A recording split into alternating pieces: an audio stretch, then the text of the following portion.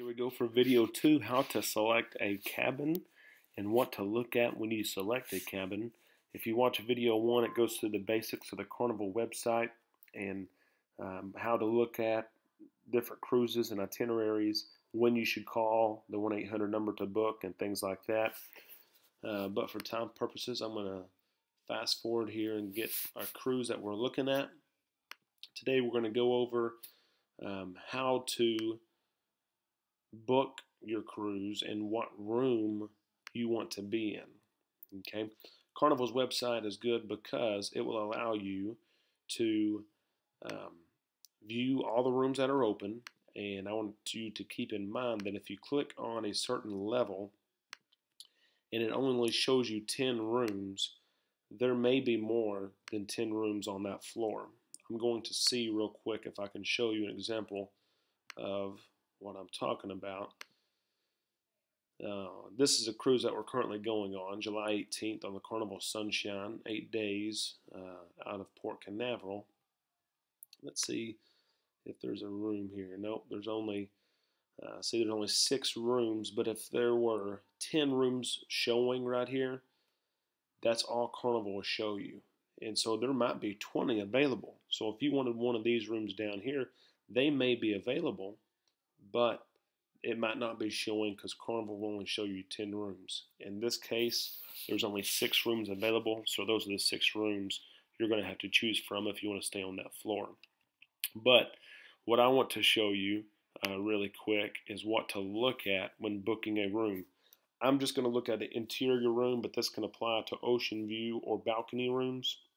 Whenever you are looking at what room to book, you always need to go to this right here, deck plans. Okay, whenever you're looking to book your cruise, if you'll just Google the ship name, if you already know your ship name, so if I'm going to Google Carnival Sunshine deck plans, okay, I'm going to go to Carnival's website. There are all kinds of websites that have these plans, but I'm going to go to Carnival's because that's the most accurate. If something changes, if they do remodeling, they're going to have an update on these deck plans. And so if you'll click on that link, go down to see the deck plans, and then you're going to download a copy of these plans. If you click download PDF, it's going to take you to this right here, and now you have a copy of every room and every feature that's available on the Sunshine. This is fun because you can see where things are at on the ship. Okay, if you go up to these higher decks, you can see where things are at. But at the same time, it shows you where all the rooms are at as well. And so that's nice because you can see where you want to be. Okay, so for instance, let's say that I go back to the website. I'm going to pick my own room. Remember, Carnival can always pick your room for you, but I don't do this because they could stick you in a room that's beside the elevator or that's above the casino, and that may be loud. You may hear lots of noise at night, may be difficult to sleep, and so I don't necessarily let Carnival choose my room for me. Okay, but that is an option, and that's always the cheapest option because Carnival gets to choose your room for you. Okay, so if we go back here, select my own room, pick a which price you want. We'll go over that later as well. And then choose forward, mid, or aft. Choose a floor. Say I go deck 6. In the front, there's one room available. Okay, so that is room 6164. I can actually go to the map and I can see room 6164. Okay, I can see what's above it and I can see what's below it. Okay, below it is going to be the Liquid Lounge, which is a nightclub. Okay, it's the theater for the cruise that you'll see your shows in, but at night it turns into a nightclub. And just above it is a room.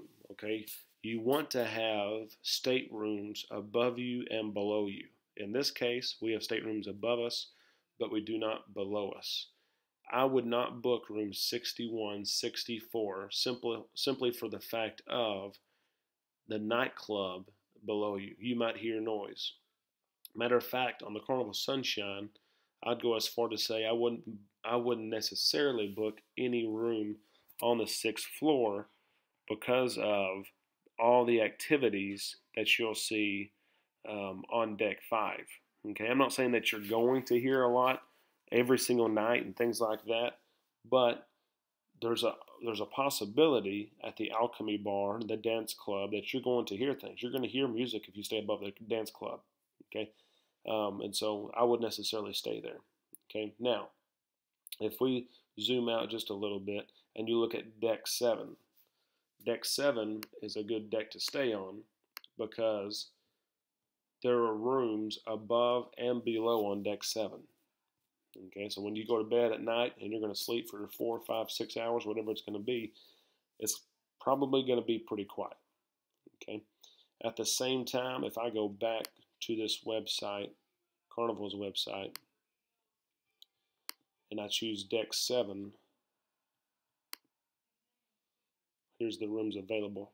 Okay, this one here, 7153, 7153 is going to be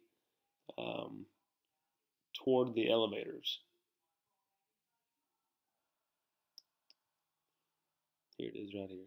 Okay, so 7153 elevators are not too far away, so you might hear the dings at night. You might hear people coming off the elevator, going to their rooms, and things like that. And so I may not choose 7153. Okay, now look how many rooms are down the hallway. If I go back, they do have 7129 available. Okay, 7129 is right there. I think that would be a good room. Okay, you have staterooms above you, staterooms below you, and that's a good room that you're going to get some rest in. Usually the higher up you go in rooms, the more expensive they are. Just always look how close is the closest elevator and what is above you and what is below you.